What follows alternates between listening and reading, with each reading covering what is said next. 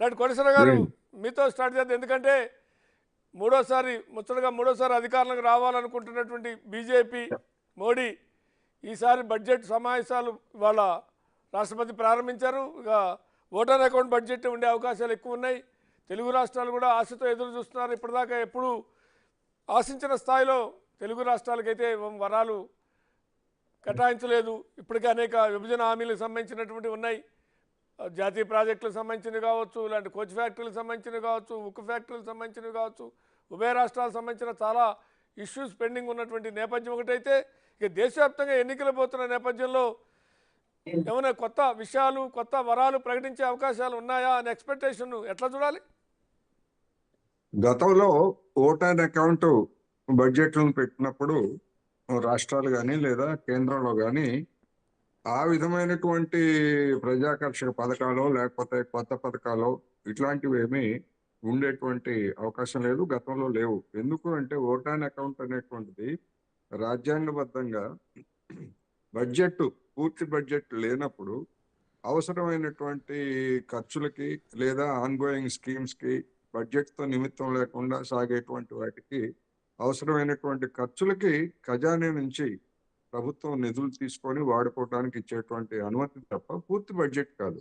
ఒకవేళ ఈ ఓటాన్ సందర్భంగా ఏదైనా ప్రజాకర్షక పథకాలు కనుక ప్రకటించేట్లయితే తర్వాత పూర్తి స్థాయి బడ్జెట్లో వాటికి నిధులు కేటాయించేది లేదో తెలియదు. లేకపోయేట్లయితే ఎన్నికలను దృష్టిలో పెట్టుకొని ప్రజాకర్షకంగా జుమ్లా లాంటి పథకాలు ఏమన్నా ప్రకటిస్తారనేటువంటి అనుమానాలు కూడా వ్యక్తం చేసేటువంటి అవకాశాలు ఉన్నాయి. అందువలన గతంలో రెండు తెలుగు రాష్ట్రాలకి ఏ విధమైనటువంటి రిలీఫ్ గతంలో రాలేదు, ఇప్పుడు కూడా అటువంటి రిలీఫ్ వచ్చేటువంటి అవకాశం లేదనేటువంటిదే నా అభిప్రాయం. అందువల్ల ఓటాన్ అకౌంట్ అనేటువంటి ఒక తద్దినం లాంటిది, రాజ్యాంగంలో ఉన్నటువంటి నిర్దేశించిన దానికి ఒక తద్దినం లాంటిది తప్ప ఒక అనుమతి తీసుకోవడం, అధికారంలో ఉన్నటువంటి ప్రభుత్వాలు అనుమతి తీసుకొని తరువాత పూర్తి స్థాయి బడ్జెట్ ని ప్రవేశపెడతాయి.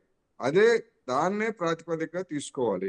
ఇక మీరు అన్నట్టుగా డిఏలు లేకపోతే ఇటువంటి అనేటువంటివి వాటికి బడ్జెట్ తో నిమిత్తం లేదు.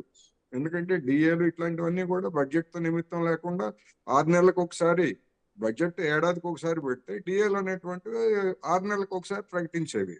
అందువల్ల గతంలో వాయిదా పడినవి ఏమైనా ఉంటే అవి ఎన్నికల నోటిఫికేషన్ రాకముందే అటువంటి వాటిని ప్రకటించేటువంటి అవకాశం ఉంది. దానికి ఎలాంటి బడ్జెట్తో నిమిత్తం లేదు. అందువలన ఇది ఒక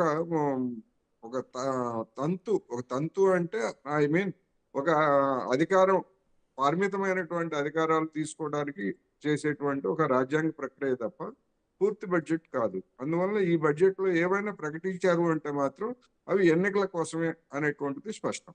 రైట్, వస్తా రియాజ్